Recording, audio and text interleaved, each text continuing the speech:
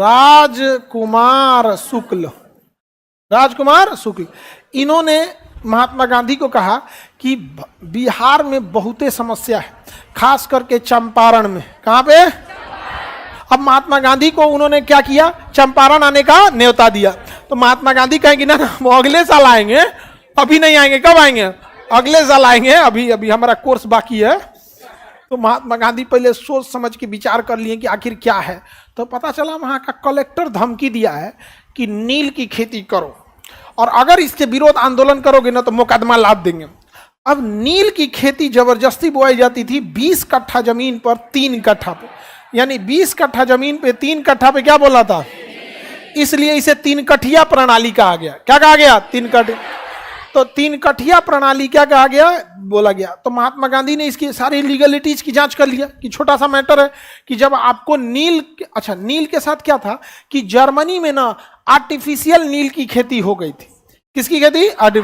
नहीं तो नील का पौधा होता है, उसको पीस के रंग बनाया जाता है, बड़ी झमेला का काम है, वो भी अच्छा चढ़ता नहीं है। लेकिन आर्टिफिशियल नील तो फटाक से चटकार चढ़ जाता है। तो अंग्रेज जबरदस्ती बोआ रहे थे, लेकिन खरीदते उतना मन से नहीं थे, तो खेत भी बर्बाद हो जाता है। जहां नील की खेती कर दीजिएगा ना, वहां 3 साल तक दूसरा फसल नहीं होगा।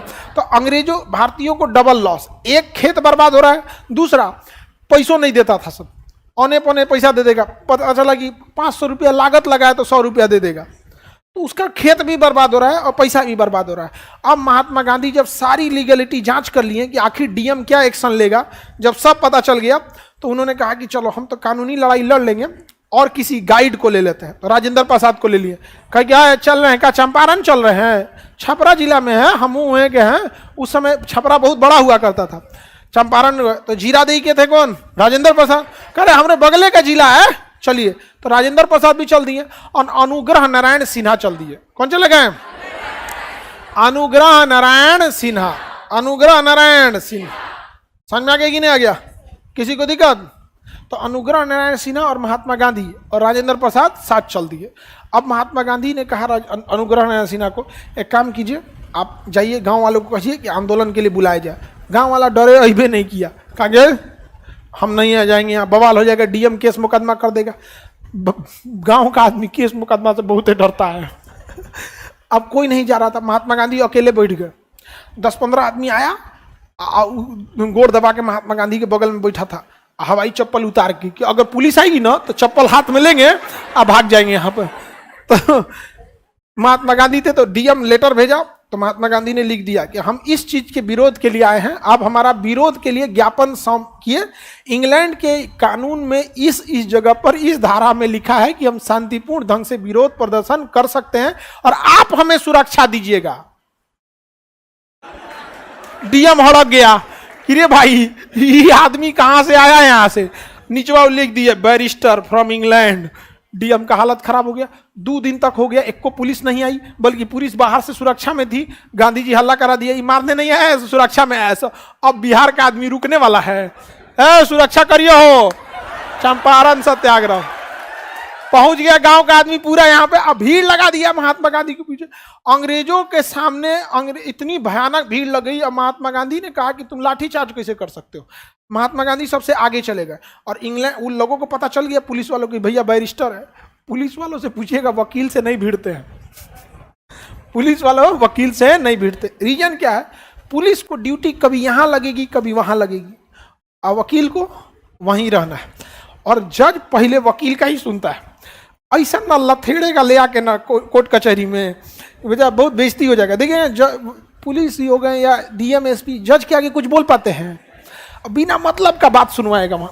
अब पुलिस डरे, कुछ नहीं कह रही थी। अब क्या करें यहाँ पर? अब पुलिस का एकदम हालत खराब। अब पूरे लोगों से महात्मा गांधी ने कहा कि यहाँ डट के रहना है तब तक जब तक ये कानून डीएम वापस न ले ले। धीरे से कहे डीएम। अब महात्मा गांधी तो इज्जत से बोले डीएम, चंपारण का आदमी अरे नहीं कह, सिपाही से कह बोल दिया बड़का बाबू को, कुछ हो न चल तो देखो वकील साहब आए हैं। तो महात्मा गांधी पे हमला भी हो गया था वहां उस समय। बतक मियां नाम के व्यक्ति ने उनका क्या किया था? जान बचा था। तो उन्होंने बाद में, भीड़ भाड़ में हो जाता है ये सब चीजों को, महात्मा गांधी के साथ बाद में डीएम को झुकना पड़ा और महात्मा गांधी के द्वारा चलाया गया यह आंदोलन भारत में सफल हो गया। और 1857 की क्रांति के बाद पहली बार अंग्रेज झुके थे सब। तो ऐसा लगा था पत्थर पे दूब जमल है।